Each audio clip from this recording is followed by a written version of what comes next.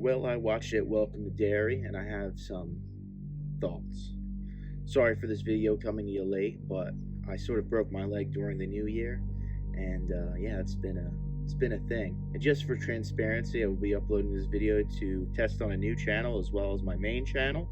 I know I switch formats a lot, and I kind of want to see if it gets better traction on a channel dedicated to this kind of content, rather than a channel that's filled with a bunch of random content. Now I want to say that this theory is going to be very spoiler heavy, so if you haven't watched It Chapter 1, 2, read the book, or watched It Welcome to Derry, I would suggest watching and then tuning into this video. This video will go in depth on what's going on, so if you just want to kind of get a recap and you don't want to watch the whole thing, it'll work out. Now for the reason why you clicked on this video. My main theory is, what if the original Tim Curry version of Pennywise could possibly be canon in this new universe? I know it sounds crazy, but just hear me out. In the opening segment, we see what looks like to be a runaway boy getting chased out of a theater by an usher for movie hour. He gives him a slip thanks to the projectionist's daughter, who plays an important role later on in the story. The boy, who we learn later is named Matty Clement, is seen walking through the cold with a binky in his mouth, which is pretty odd, when he is picked up by what at first seems like a normal family heading outside of Derry. A pregnant wife, father, and what looks like two siblings, a younger boy and an older girl. They are sitting in the back seat with Matty. Things, however, begin to get a little odd as the daughter starts eating raw meat and shoving her bloody fingers in Matty's face. The son is trying to spell out trouble when his sister snaps. Then the parents start saying some wildly inappropriate shit. The horror spelling bee continues, with the mother asking the son to spell all kinds of negative and derogatory terms. It is at this point that Matty realizes they are going the wrong way and he's being kidnapped. Matty fights for the real, only to be knocked back by the father, but in doing so, he hits the mother's stomach in the passenger seat. This causes her to go into labor, and they do not shy away of showing you everything. When I mean everything, I mean everything. This is not for the squeamish. It is foul. She gives birth to a flying demon baby. Matty, who cannot handle what is going on, puts his binky in his mouth, closes his eyes, covers his ears.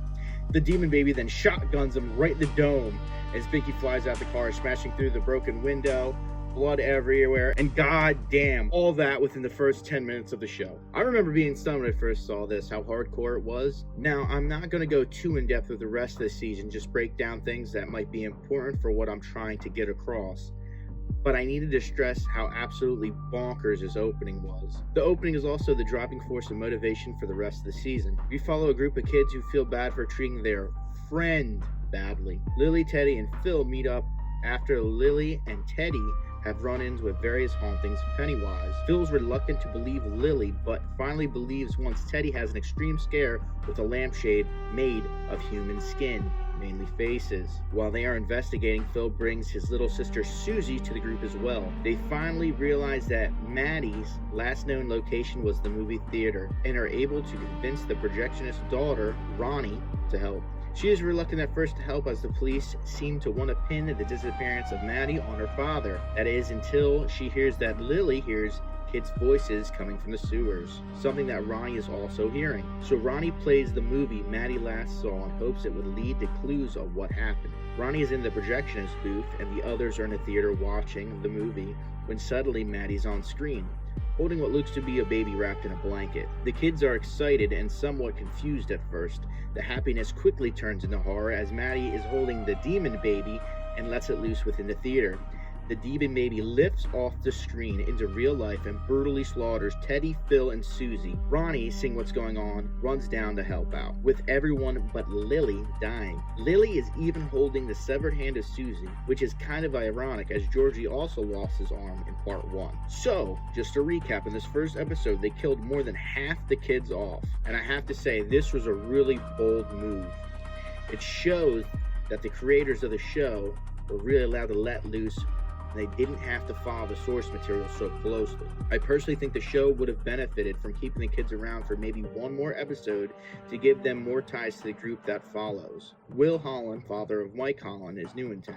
His father, who is a soldier, just gets moved into town for some special government program. Will shortly becomes friends with a kid named Rich, and Rich has a crush on this girl named Marge. Marge used to be close friends with Lily, but is trying to impress a new group of friends and somewhat avoids Lily after Lily's father was killed in an accident involving pickles. After the death of Lily's father, Lily served some time in an insane asylum because she couldn't cope with her father's passing. Ronnie's father is getting blamed for the murder/disappearance of the kids in the theater, as no bodies were found, only blood in Susie's hand. And this is your cast for the rest of the season. I have to say, I did not like these kids at first. Almost all of them seem to be fighting each other for one reason or another. Lily is worried that they are going to send her back to the loony bin. Ronnie is fighting everyone over her father being blamed. Marge comes off as somewhat of an asshole at first, but later on I feel she was probably my favorite character. Will is kind of forgettable and overshadowed by his father. Leroy lost a part of his brain that controls fear, which is why the military wants him for this operation. Long story short, the military wants to capture and control Pennywise for military use. Before we go on any further, I have to mention some pretty epic Pennywise hauntings. First is Lily tripping out at the grocery store, finding her pickled father. The next one is super gross, disgusting. Ronnie is haunted by her dead mother who died giving birth to her, so Pennywise haunts her by making her go through rebirth again. Just want to let you know this is the second birth mentioned in this series. This is the second time birth is mentioned. Last gross thing they did, and I think it kind of came out of nowhere, Marge starts growing slug eyes, which causes her to try to pull them out, and she ends up mutilating her own eye. Somehow they saved it. I don't understand how. She hit it with a bandsaw. She does end up getting a cool eye patch though, and her and Rich bond after that. Alright, now we got that out of the way, let's get back to some more of the story. The general in charge of the military operation was an almost victim of Pennywise until he was saved by his friend after getting out of an area Pennywise was bound to. It turns out the natives trapped Pennywise within Derry using bits of the comet that fell when it arrived on Earth. Within these flashbacks, we also see how it stole the form of Bob Gray. Bob Gray being the original Pennywise. It killed Bob Gray and then later manipulated Ingrid Gray into helping it kill.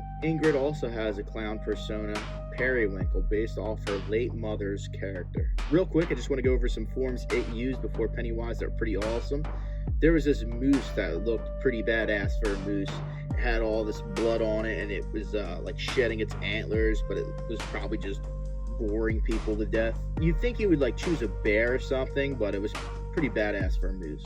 Later on, he became this pretty creepy priest form, and it also shot out like a little baby Jesus, which is fucking insane. He also used this skinny guy with one eye, but that form was whatever. The worst had to be the Uncle Sam that he briefly used to scare the troops for some reason.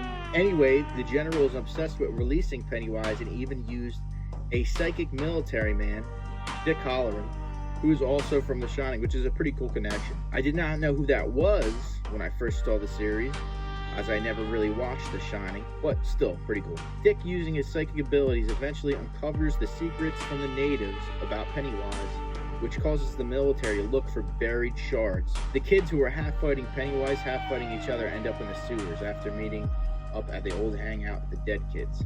I'm skipping over some stuff, but I don't think it's too important for what I need to discuss.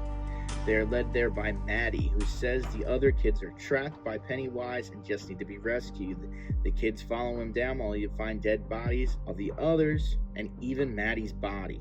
Even though Maddie is dancing right next to him, it turns out Maddie was actually Pennywise in disguise, and he begins attacking the kids. Lily is separated from the group and ends up finding a dagger that can hurt Pennywise, who flees once seeing it. Will's father almost shoots Will in the sewer, thinking he was an illusion by Pennywise, when his partner steps in to take his place and gets shot. They were down there looking for Pennywise and to see what it was all about, as they fully don't understand what they're dealing with at this point of time. There is a military outpost that is dedicated to leisurely activities used by the black officers. Ronnie's father is being hidden there as the town is hunting him for the murders of the original kids, as he has no alibi. Turns out he's sleeping with Bob Gray's daughter, who's also married to the town butcher. He thinks somehow that that's worse than child killer. Well, the town found out where he was and that he was being protected by off-duty servicemen, so they came pretty prepared. The servicemen were armed and didn't take their shit, and they thought they scared them off, when it turns out they trapped themselves within the base. The town barricaded the exits and set the base on fire, all while shooting up the place. Rich, Marge, Will, and Ronnie were all on the base at the time of the attack, along with Dick. Dick, who tried to suppress his power with alcohol, ended up doing the right thing and was led to a hidden exit by the ghost of a native. He saved Ronnie, her father, and Will in the process. Marge and Rich were left as the exit was blocked while the others escaped. Rich sacrifices himself to save Marge. Meanwhile, it turns out the whole thing was planned by Ingrid, who shows up in her periwinkle outfit. Her and Pennywise have a short conversation where Pennywise applauds her for a job well done, but then he has to go back to sleep. Also, honorable shout out, Pennywise gets a really cool kill, slicing Ingrid's husband with a giant butcher knife, and it's pretty sick. Ingrid begs Pennywise not to go, and she realizes this isn't her father. Pennywise admits it, and then shows her deadlights, but doesn't kill her for whatever reason. Pennywise is about to go to sleep when he's woken up by changing the force, so to speak. The military found a buried piece of the fence, so to speak, artifact, and they destroyed it, unleashing Pennywise upon the world. Now, Will's father thought they were going to study the artifact and re-steal Pennywise, but he was lied to. The general intended to release Pennywise upon America so the country and the world could rally behind fighting one common enemy. Pennywise captures Will and the entire school besides Ronnie, Lily, and Marge. Lily still has that dagger made of the same material as the artifact that was destroyed by the military. The dagger makes the holder go insane and drives them to think everyone's against them. This causes more infighting within the group. The adults of the show, Will's father and mother, along with the natives who were trying to keep the secrets of Pennywise, use Dick to figure out that the kids have a way to steal Pennywise back. Pennywise covers Derry in snow and ice for some reason and has a huge parade heading his way outside of town with all the school children deadlighted behind him. I guess he had to pack up some snacks for the road. The kids and adults are all going to the same area at this point. The kids are trying to stab Pennywise and save Will by following his tracks in the snow. The adults catch up with them. They end up saving Will with the help of Dick, going into the mind of Pennywise and somewhat convincing him he's Bob Gray. Right before that, though, Pennywise was about to munch down on Marge, and right before that, he explained to the confusion of Marge that she is in fact the mother of one of the kids that ends up killing Pennywise in the future, Richie, and even shows his missing persons poster.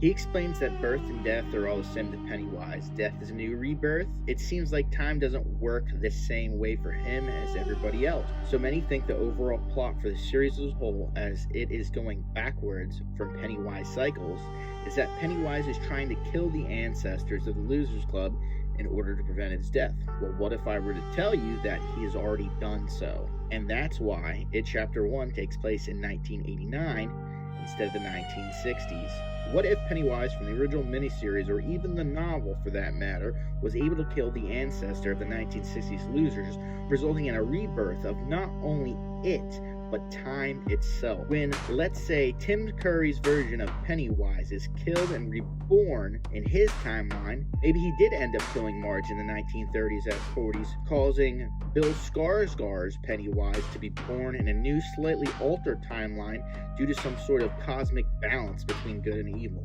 This would have him go slightly further in a timeline, but still have a definitive end. Maybe it also remembers the other version of itself, but only slightly, kind of like a foggy memory or a dream.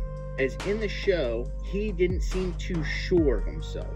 I'd like to point out here, this would also make the reference of Beep Beep Richie make sense if the miniseries was a reincarnated version of the book Pennywise, and just like an altered timeline where like nobody said Beep Beep Richie when they were kids, but Pennywise said Beep Beep Richie. So maybe that's why, because he's remembering a past Pennywise. It also seems to be working against itself. As of right after it wakes up, Pennywise meets the general, who is actively helping Pennywise and having his troops subdue and even kill the adults who are trying to help the kids. Pennywise ends up killing the general as he smells him and remembers him from the past. I don't understand why Pennywise did this. It shows that it can hold back when humans are helping it to feed, like Ingrid. In It Chapter 1, he recruits Henry Bowers to kill the original losers for him. Maybe it was like an animal instinct and it couldn't help itself. I think that move was Pennywise's fatal mistake.